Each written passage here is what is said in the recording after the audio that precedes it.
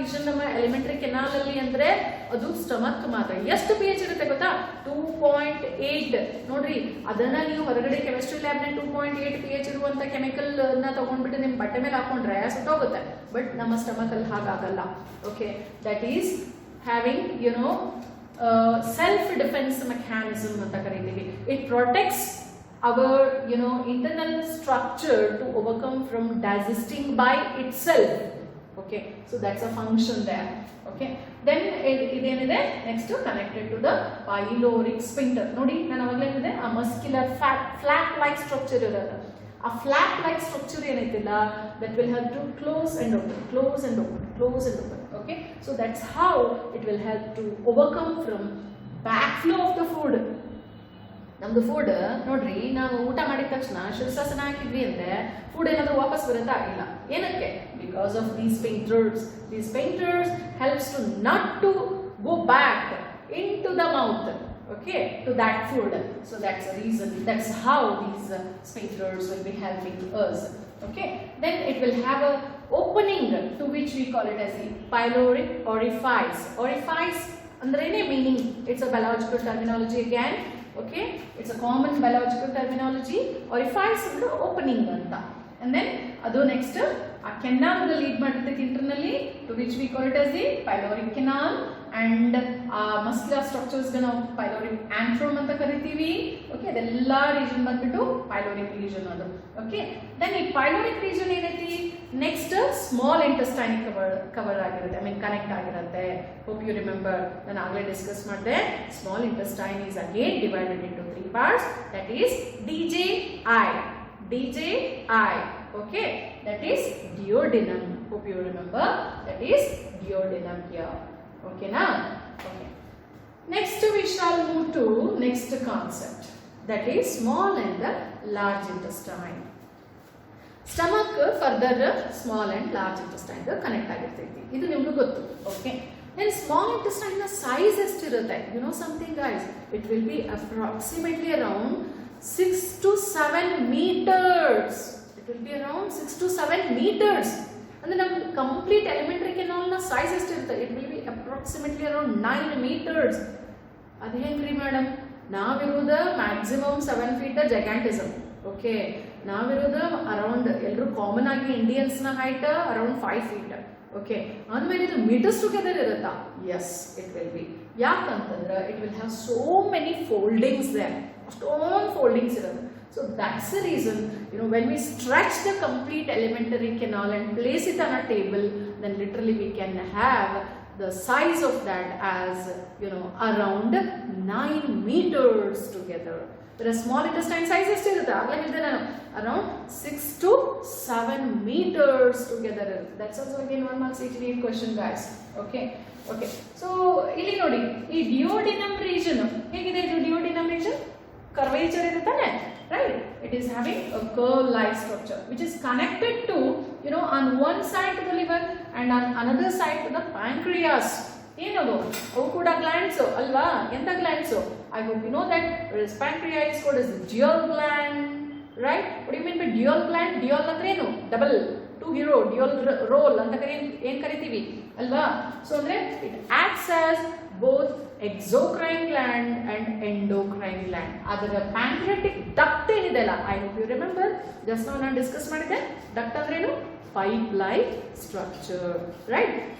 So the pipe-like structure of the pancreas is connected to the duodenum on one side. After nodri ee liver na gallbladder and bile duct anta en karadvi alla, bile juice secrete agutte tane liver inda alva. So aa bile duct anta en karadvi adu kuda duodenum ge attach agirutte, which will be supporting for the digestion. Okay, and whereas this pancreas will be helping for the digestion. Keep in your mind how I am using the word. Okay, whereas this gallbladder and its secretion, that is bile, will be supporting for the digestion, and whereas the pancreatic juice and its secretions through the duct, which will be transferred into the duodenum, will be helping for the digestion. Okay, then it is connected to what? Hope you remember, jejunum alva. Jejunum irutte, very high number of foldings irutte, and jejunum is further connected to the ileum. Ileum and cecum, in between the ileum and the cecum, there is a finger-like structure which is vestigial structure, to which we call it as the appendix. It is called as the appendix. Keep in mind, it is present in between the ileum and the cecum. Okay, so iliocecal sphincter anta iruttali, matte allinu ಒಂದು sphincter irutte, to which we call it as the iliocecal sphincter. ನೋಡಿ, ಎರಡು ಯಾವ regions ಅಲ್ಲಿ join ಆಗ್ತಿದಾವೆ ಅದರ ಮಧ್ಯದಲ್ಲಿ ಇರುವಂತ sphincter ಗೆ ನಾವು ಅದರ ಹೆಸರನ್ನೇ ತಗೊಳ್ತೀವಿ. ಓಕೆ, ಸೊ ಈ ಮಧ್ಯದಲ್ಲಿ ಅದರ ಜೊತೆಗೆ ಇಲ್ಲಿ ಏನಿದೆ, ಒಂದು ಇನ್ನೊಂದು ಸ್ಟ್ರಕ್ಚರ್ ಇದೆ, to which we call it as the appendix ಅಂತ ಕರೀತೀವಿ. ಇನ್ಫೆಕ್ಷನ್ ಟು ದ ಅಪೆಂಡಿಕ್ಸ್, ನೋಡ್ರಿ ನಾವು ಏನಂತ ಹೇಳ್ತೀವಿ ಕಾಮನ್ ಆಗಿ, ನನಗೆ ಅಪೆಂಡಿಕ್ಸ್ ಆಗಿತ್ತು, ಅಪೆಂಡಿಕ್ಸ್ ಆಗಂಗಿಲ್ಲ, ಅಪೆಂಡಿಟಾಯ್ಟಿಸ್ ಆಗೈತಿ. ಓಕೆ, ಸೊ ಯಾಕೆ ಅಂದ್ರೆ ಅಪೆಂಡಿಟಾಯ್ಟಿಸ್ ಅಂದ್ರೆ ಏನು ಆಗ್ಲೇ ನಾವು ಡಿಸ್ಕಸ್ ಮಾಡಿದ್ವಿ, right? Oitis word refers to what? Inflammation due to infection. To which organ? That is to the appendix. So that's the reason why it is called as the appendicitis. Enidu appendicitis. Okay, oitis word refers to inflammation due to infection. Okay, so then ಇದು ಏನಂದ್ರೆ ಈ appendix vestigial structure. Vestigial ಅಂದ್ರೆ ಏನು? It was functioning before, now it is not functioning. Okay, it was functioning before. ಏನಕ್ಕೆ ಇದು help ಮಾಡ್ತಾ ಇತ್ತು? Hope you know that it had earlier in the early man's digestive system, this appendix had the role, and it had the enzymes which used to digest cellulose. Cellulose ಎಲ್ಲಿ ನೋಡ್ತೀರಿ? ನಿಮಗೆ ನಾನು cellulose ಅನ್ನ imagine ಮಾಡಕ್ ಹೇಳಲ್ಲ, ನೋಡಕ್ ಹೇಳ್ತೀನಿ. ನೋಡ್ರಿ, ನೀವು ಆನಿಯನ್ ಅನ್ನ ಪೀಲ್ ಮಾಡಿದ್ರೆ, ನಿಮ್ಮ ಈರುಳ್ಳಿನ ಉಳ್ಳಾಗಡ್ಡಿನ ಪೀಲ್ ಮಾಡಿದ್ರೆ ಏನ್ ಒಂದು ಸಿಂಗಲ್ ಲೇಯರ್ ಬಂತಲ್ಲ, that is cellulose. It is made up of cellulose. ಆ ಸೆಲ್ಯುಲೋಸ್ ಅನ್ನ ಡೈಜೆಸ್ಟ್ ಮಾಡುವಂತ ಎಂಜೈಮ್ ನಾವು ಸೆಲ್ಯುಲೇಸ್ ಅಂತ ಕರಿತೀವಿ. It is called as cellulase. Okay, so ಇದರಲ್ಲಿ ಅರ್ಲಿ ಮ್ಯಾನ್ ಅಲ್ಲಿ ಸೆಲ್ಯುಲೇಸ್ ಅನ್ನುವಂತ ಎನ್ಸೈಮ್ ಇರ್ತಾ ಇತ್ತು. ಓಕೆ, ಈಗ ಇಲ್ಲ. ಇದರ ಫಂಕ್ಷನ್ ಏನು ನೋಡ್ರಿ, ಅದರ ನೇಮ್ ಹೇಳ್ಕೊಡುತ್ತ. ಸೆಲ್ಯುಲೇಸ್ ನ ಫಂಕ್ಷನ್ ಬಂದ್ಬಿಟ್ಟು to digest the cellulose. Okay, cellulose ಅನ್ನ ನಮ್ಮ ಬಾಡಿ ಈಗ ಡೈಜೆಸ್ಟ್ ಮಾಡುತ್ತಾ? ನೋ, ನಮ್ಮ ಬಾಡಿ ಸೆಲ್ಯುಲೋಸ್ ಇರುವಂತ ಕಾನ್ಸ್ಟಿಟ್ಯೂಯೆಂಟ್ ಅನ್ನ ಡೈಜೆಸ್ಟ್ ಮಾಡೋದಿಲ್ಲ. ಅದರಲ್ಲಿ ಇರುವಂತ ಬರೀ ನ್ಯೂಟ್ರಿಷನ್ ಅನ್ನ ಮಾತ್ರ ತಗೊಳುತ್ತೆ. ಓಕೆ, ಲೈಕ್ ಫಾರ್ ಎಕ್ಸಾಂಪಲ್, ನೀವು ಬನಾನಾ ತಿಂತೀರಿ, ಬನಾನಾ ಪೀಲ್ ಅನ್ನ ತಿನ್ನೋದಿಲ್ಲ, because banana peel is rich with cellulose. Okay, ಈಗ ಹಾಗೇನೆ ಈರುಳ್ಳಿನಲ್ಲಿ ಅದರ ರೌದಿನ ತಿನ್ನಕ್ ಹೋಗೋದಿಲ್ಲ, ಅದರಲ್ಲಿ ಯಾವುದು water rich content and its chemical ಇರುತ್ತೆ ಅದನ್ನ ಮಾತ್ರ ತಿಂತೀವಿ. ಆ ರೌದಿ ಅಂತ ಏನ್ ಕರೆದ್ವಿ, ಅದು rich with cellulose. Okay, of course each and every part is made up of cellulose, but the thing is ಅದು ಡ್ರೈ ಆದಾಗ ಏನು ಕಾನ್ಸ್ಟಿಟ್ಯೂಯೆಂಟ್ ಇತ್ತು ಅದು ರಿಚ್ ವಿತ್ ಸೆಲ್ಯುಲೋಸ್ ಇರುತ್ತೆ, ಅದನ್ನ ನಾವು ತಿನ್ನೋದಿಲ್ಲ. ಓಕೆ, ದನಗಳು ತಿಂತವೆ. ದನಗಳು ತಿಂತವೆ ಅಂದ್ರೆ ಅರ್ಥ ಏನು? ದನಗಳಲ್ಲಿ ಸೆಲ್ಯುಲೇಸ್ ಇರುತ್ತೆ, ಅದರ ರೂಮೆನ್ ಅನ್ನುವಂಥ ಒಂದು ಸ್ಟ್ರಕ್ಚರ್ ಇರುತ್ತೆ, ಸೆಕೆಂಡರಿ ಸ್ಟಮಕ್ ಅನ್ನುವಂಥ ಒಂದು ಸ್ಟ್ರಕ್ಚರ್ ಇರುತ್ತೆ, ಅಲ್ಲಿ ಅದಕ್ಕೆ ಸೆಲ್ಯುಲೇಸ್ ಅನ್ನುವಂಥ ಎಂಜೈಮ್ ಇರುತ್ತೆ, ಅದು ಸೆಲ್ಯುಲೋಸ್ ಅನ್ನ ಡೈಜೆಸ್ಟ್ ಮಾಡುತ್ತೆ. ಅದಕ್ಕೋಸ್ಕರ ಶೀಪ್, ಗೋಟ್, ಹಾರ್ಸ್, ನಿಮ್ಮ ದನಗಳು ಎಲ್ಲವೂ ಎಲ್ಲಾ ಕಸ ಕಡ್ಡಿನ ತಿಂತಿರ್ತವೆ, ನಾವು ತಿನ್ನೋದಿಲ್ಲ. ಯಾಕೆಂದ್ರೆ ನಮ್ಗೆ ಅದು ಡೈಜೆಸ್ಟ್ ಆಗೋದಿಲ್ಲ.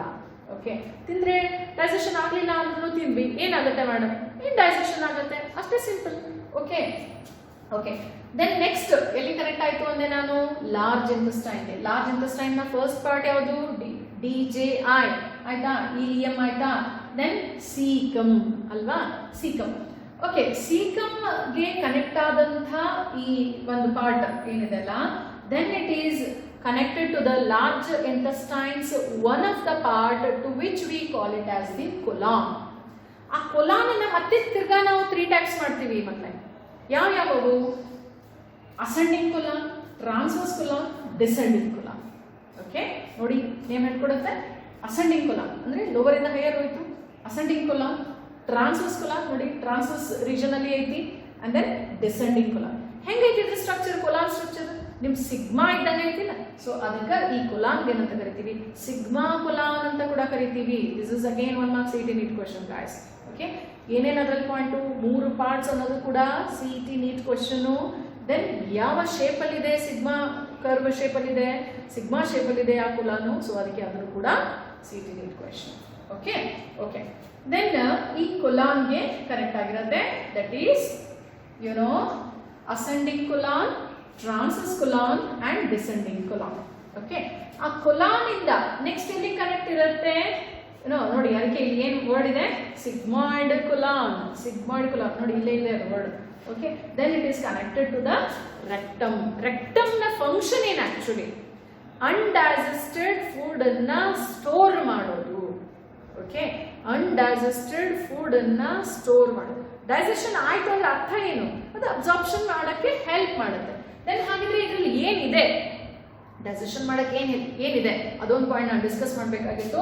ವೆರಾಸ್ ಸ್ಮಾಲ್ ಇಂಟೆಸ್ಟೈನ್ ಅಲ್ಲಿ ಒಂದು ಸ್ಪೆಷಲೈಸ್ಡ್ ಫೋಲ್ಡಿಂಗ್ಸ್ ಇರುತ್ತೆ, they are called as the villi. Hope you remember, ನಾವು ಸ್ಟಮಕ್ ಅಲ್ಲಿ ಏನಂತ ಡಿಸ್ಕಸ್ ಮಾಡಿದ್ವಿ, ಆ ಇನ್ನರ್ ಮಸ್ಕ್ಯುಲರ್ ಫೋಲ್ಡಿಂಗ್ಸ್ ರ್ಯೂಗೆ ಅಲ್ವಾ. ಸ್ಮಾಲ್ ಇಂಟೆಸ್ಟೈನ್ ಅಲ್ಲಿ ಏನಿರುತ್ತೆ, villi. Okay, it is called as villi. ಈ ವಿಲೈ ಮತ್ತೆ ತಿರ್ಗಾ ಏನಾಗಿ ಟರ್ಮಿನೇಟ್ ಆಗಿರುತ್ತಂದ್ರ microvilli, small finger like structure called as microvilli ಅಂತ ಕರೀತೀವಿ.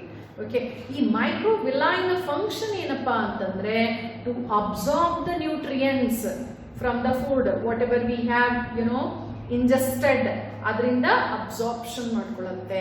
ಅಬ್ಸಾರ್ಪ್ಷನ್ ಆಗದೆ ಇರೋದು ಏನಾಗುತ್ತೆ, next it is transported to the large intestine. ಮತ್ತೆ ಲಾರ್ಜ್ ಇಂಟೆಸ್ಟೈನ್ ನ ಫಂಕ್ಷನ್ ಏನು, ಲಾರ್ಜ್ ಇಂಟೆಸ್ಟೈನ್ ನ ಫಂಕ್ಷನ್ ಬೇಸಿಕಲಿ ಬಂದ್ಬಿಟ್ಟು to reabsorb the water content.